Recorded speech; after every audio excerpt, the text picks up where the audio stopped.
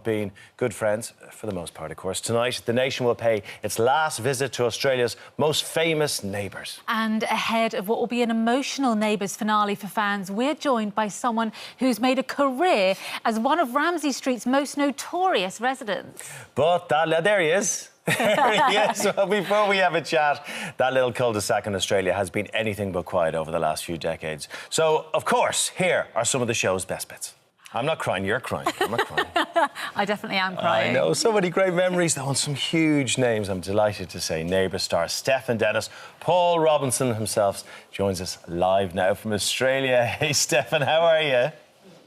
Oh, I'm good. That looks really great. I might start tuning into that. Oh, no, that's right, I can't. Stefan, how do you actually feel today? Is it an emotional day? Are you sad? Are you feeling happy? Oh, well, see, it's really weird because we're a day in front of you, so we've actually gone through the whole thing. We had our big moment last night, and I'm not going to spoil anything for you. We actually all gathered over at Rebecca's place, as many of the cast that are available in Melbourne and some of our old directors. Accent on the old. And, yeah, we had a wonderful viewing party, little intimate viewing party. They wanted to do a live cross to it, but we just went, no, this is our moment. This is our final moment together to... There you go. There's the shot of us all at Beck's place.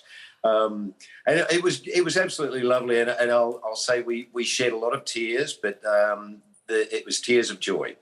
And how am I feeling?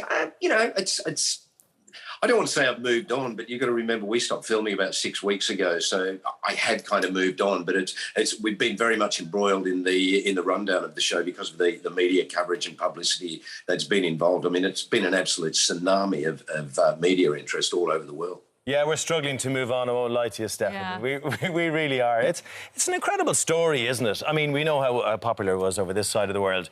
Is it as popular in Australia? Has there been such a reaction to it in Australia ending?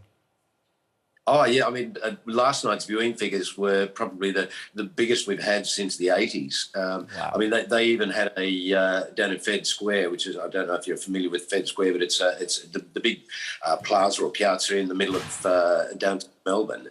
And they've got a massive screen up there and a courtyard and lots of restaurants around. And the City of Melbourne actually put on a massive Neighbours party and viewed the last, or screened the last episode, 1.5-hour episode, on the big screen in the City of Melbourne. And wow. Apparently it was a massive turnout and a huge party. So, yeah. That's amazing. Understandably. Yeah, and am I right in thinking that you actually didn't know how big it was over here until you came to take part in the Royal Variety Show and heard that the Queen Mother herself was actually a fan? Yeah, that's true. I mean, we had inklings because a couple of us had gone over there before that, and we sort of had a little bit of a taste, but not anything like the momentum that had gathered by the time we got over there for the Royal Variety performance. We've said in the past, and it's the closest thing, some of you won't remember and some of you will, but it's the closest thing to Beatlemania that I could possibly think about. I mean, we literally were chased down the streets. There was one point when we got back to the Dorchester, which is where we were staying. We were in a big tour bus because there were so many of us, obviously, and the bus pulled up, and before we could get out, there was a surge of the crowd towards the bus, and they actually started shaking. It was a little bit of a scary moment there, but then in the end, we just went, they're just excited. They just want to see us and get a piece of us, so to speak. But yeah, but it was crazy. I mean, I remember I used to live in London, in Fulham, and my best friend who I was living with, he used to literally have to go out in the morning before either of us went out and check up and down the street to make sure there were no fans, no paparazzi. Wow.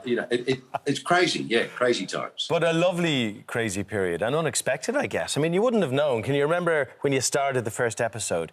You would never have thought it would grow into something like that. Can you remember those days? Now, I'm famously known for saying that I didn't think this show was going to last more than 6 months, and I was right because it did. It lasted for 7 months on Channel 7 before it was axed, and then Channel 10 picked it up 2 months later, and we know the rest. It's history. Shall we delve into a bit of Paul Robinson? Let's do it. Why don't we do that? I'm just going to remind everyone, Stefan, about your crazy life. I mean, it's really mad when you think about it, right? So Paul, the older brother, Scott Robinson, Jason Donovan, of course. During his time on Ramsay Street, He's dropped out of university to work as an airline steward, became a business mogul, had a stint in prison, been strangled by Neighbours icon Harold Bishop, nasty Harold Bishop, survived a plane crash and been pushed off a hotel balcony. And then there's his love life, Molly. Yeah, so his love life. He's currently in the process of his 6th divorce. He's a busy man. I know. Well, he's actually been. He's had 9 weddings to 6 women, and an equal number of divorces. Well, obviously 6 divorces. But as you say, the 6th one he's going through at the moment. In fact, I don't know if he ever divorced Terry. I can't even remember if he ever divorced his first wife because she was chucked in jail for shooting Paul. And that was back. Yeah. I love how you can't even remember exactly what happened there. But Stefan, talk to us. Obviously, you've all gone on to do so many other things as well. Everyone there is just huge. But, you know, we've got people there like Kylie and Margot Robbie. How was it having those guys come back onto the set? Oh, it was fantastic. It was really, really brilliant. But, you know, even though they're sort of, you know, to the fans out there, they are the I can't remember, Donna and Charlene and all of that. And, you know, they love them. But to us, they were work colleagues and really, really good friends. And we have remained good friends ever since. That's the wonderful thing about Neighbours is if you're in it for a while, and sometimes even a short time, the camaraderie and the togetherness, the community that is Neighbours is so tight and so strong that you do tend to just stay in touch with people for a long time afterwards. And I mean, it was very, very gorgeous. Margot sent us 37 bottles of champagne for our on the final wrap after the final scene to open, and we did. We popped them in the studio and celebrated. But I just thought it was such a lovely thing. She did a bottle of champagne for each year of Neighbours, which was gorgeous. Is that Margot Robbie there? Yeah. Oh, my word. Yeah. Oh, gosh, yeah, I remember those days. Yeah, wow. right. That sounds like a good rap party. She's an ugly bugger, isn't she? What was your favourite storyline, Stefan? Oh, God. You know, I'm going to say my favourite storyline was actually not mine. And I was thinking about this last night because I keep getting, over the last couple of months while we've been doing all of this press, of course, the most obvious questions are always, who's your favourite person you've worked with?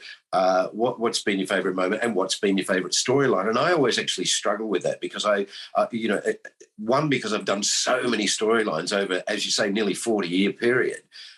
Even though I was out of it for a while, it's pretty hard to sort of come up with them. I mean, I could probably name a couple, like the cancer thing when he went through chemo when he didn't actually have cancer, and Dr. Nick was slowly poisoning him. That was quite a good storyline, only because it gave me a chance to find out a little bit and do a bit of cancer research, which was actually very helpful and makes you more understanding about people that do actually have it. But it was, sorry, going back to what I said, it's the thing that, the storyline that I found probably the best and one of the best storylines in Neighbours that I can remember is the one where Carl had to go over to Toadie and Sonia's, and they were having a nude lunch with a couple of nature lovers to secure a contract, and it was the deal was they had to nude up for the lunch with these 2 people that were going to invest. And Carl was trying to find this lottery ticket that he'd lost that was worth $7,000, a scratching ticket. And it was just absolutely hilarious. If anybody wants to watch it, it's episode 7,000 Neighbours. It is gold. It is absolutely gold. I'm hearing your phone buzzing there. I'm guessing it's Paul's first wife looking for that divorce. It's a bit slow coming. Look, Stefan, thanks so much. You've been a friend of the show for years. I know you've come on an awful lot, and good luck with everything. Thank you so much. Take care of yourself. You've got 10 seconds. Quick thing before I go. Okay, over the years, the royal family have been avid fans. It'd be absolute champion if we got the royal thumbs up for the last episode from them. Oh, well done, well done. Don't forget, the last episode is on Channel 5 at 9 p.m. tonight. Best of luck with everything you do, Stefan. Good to see you looking so well. Take care of yourself. Bye-bye. What a lovely fella. Lovely guy.